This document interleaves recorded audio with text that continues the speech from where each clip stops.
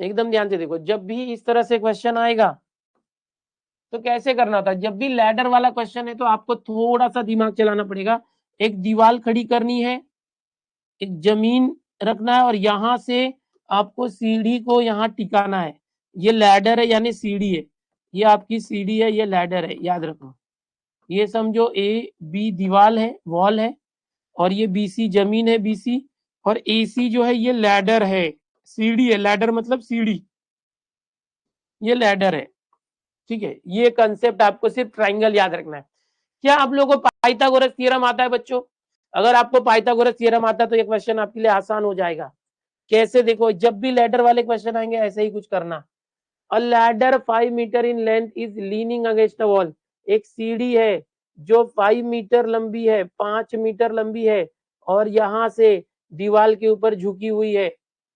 The bottom of the ladder, अब इसमें याद रखना, ये जो वर्टिकल हाइट है इसको हमेशा वाई लेते हैं, जो हॉरिजॉन्टल इसको हमेशा एक्स करना। अच्छा, लेने को कुछ भी ले सकते हो, आप कुछ भी ले सकते हो, इसको एक्स इसको वाई भी ले सकते हो, बट जैसे हमारा एक्स और वाई कोऑर्डिनेट सिस्टम होता है, ये वाई और ये एक्स, उस हिसाब से पकड़ो।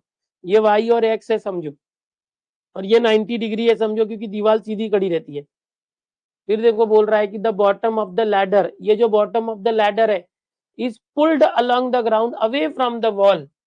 अब देखो ध्यान से, इसने क्या कहा पता है? कि ये जो बॉटम है इसको जोर से खींचा, पीछे आ जाएगा, ये पीछे आएगा, तो ये जो सीढ़ी ऊपर थी वो नीचे आ जाएगी कि नहीं आएगी?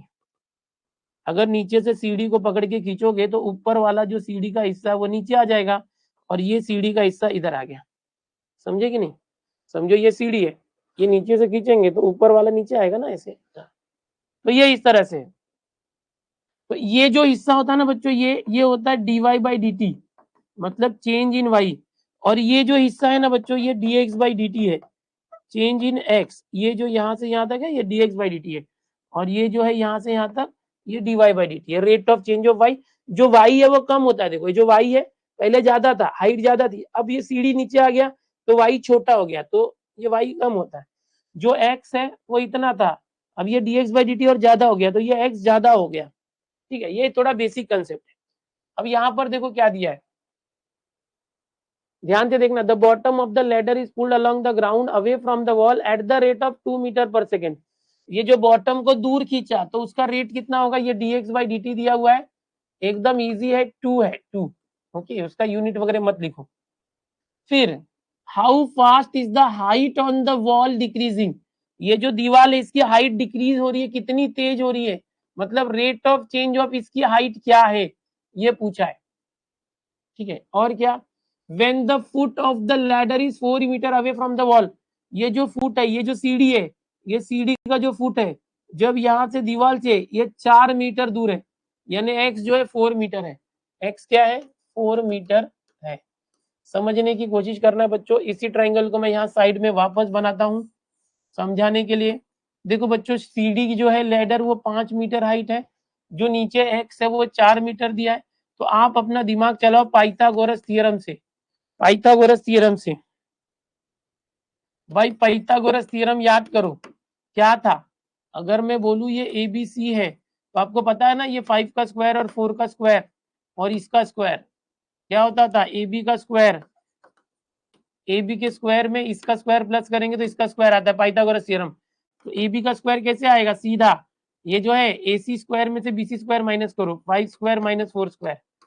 डायरेक्ट भी कर सकते हैं, देखो 4 5 एक ट्रिपलेट होता है, 4 5 के साथ ट्रिपलेट कौन होता है? पाइथागोरियन ट्रिपलेट 3 होता है, 3 4 5 ऐसे भी कर सकते हो। ये 3 आ गया, नहीं समझा तो ऐसे करो बच्चों जैसा। कैसा होता है बच्चों जैसा? ये हाइपोटेन्यूज का square 5 square 25 minus 1 base square 16, 25 minus 16 9, और ये ए बी स्क्वायर था उधर गया, स्क्वायर रूट 3 आ गया। तो भाई ये बताने के लिए किया, आपको ये करने की जरूरत नहीं, आपको सीधा पता चलना ये 5 4 है, 5 स्क्वायर 25, 4 स्क्वायर 16, 25 माइनस 16 9, 9 का स्क्वायर रूट 3, ये 3 आ गया। तो ये क्या देगा? y देगा। ये क्या देगा? x है। देखो ये x है वो 4 है और y 3 है। अब यहाँ पर क्या करना होता है? हमेशा वापस से पाइथागोरस थ्योरम करोगे। देखो पाइथागोरस थ्योरम मतलब ये x है ये y है। पाइथागोरस थ्योरम क्या था याद है भाई? पाइथागोरस थ्योरम वापस से कि ये x और y का स्क्वायर करेंगे और दोनों को प्लस करेंगे तो 90 के सामने जो हाइपोटेन्यूज आता है स्क्वायर, 5 स्क्वायर। एकदम बेसिक है, कुछ भी नहीं है, सिर्फ पाइथागोरस थ्योरम आना चाहिए। 2 बार पाइथागोरस थ्योरम यूज करने का। एक बार पाइथागोरस थ्योरम यूज करो तो ये 4 और 5 है, उससे हमें थर्ड साइड पता चलती है पाइथागोरस थ्योरम से, तो ये नंबर वैल्यूज पता चल गई साइड्स की। अब एक बार पाइथागोरस थ्योरम से x और y का रिलेशन आया, अब इसका हमें dx/dt dy/dt वगैरह करना है, तो अब इसका डेरिवेटिव ले लो, डिफरेंशिएटिंग x स्क्वायर का 2x dx/dt, y स्क्वायर का 2y dy/dt और 5 स्क्वायर 25 कांस्टेंट का 0। अब सबको 2 से डिवाइड कर दो, सब 2 कट जाएंगे। x कितना है देखो, x 4 है, dx/dt कितना है 2 है, सब 2 कट हो चुके हैं।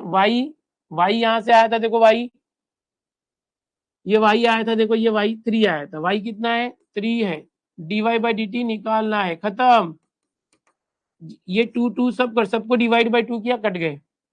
देखो 4 2 जा 8, 8 वहां गया -8, ये क्या है dy/dt, इसके साथ क्या है 3 मल्टीप्लाइड है, वहां गया डिवाइड, ये -8/3 आया। अब देखो यहाँ पर इसने क्या पूछा था, डिक्रीजिंग, है ना, how fast is the height of the wall decreasing, तो ये माइनस क्या दिखाता है, minus decreasing, okay, negative shows decreasing, okay, minus का मतलब डिक्रीजिंग है, समझ में आ रहा है। तो एक्चुअल आंसर कितना आता है 8/3, okay, decreasing by the rate 8/3।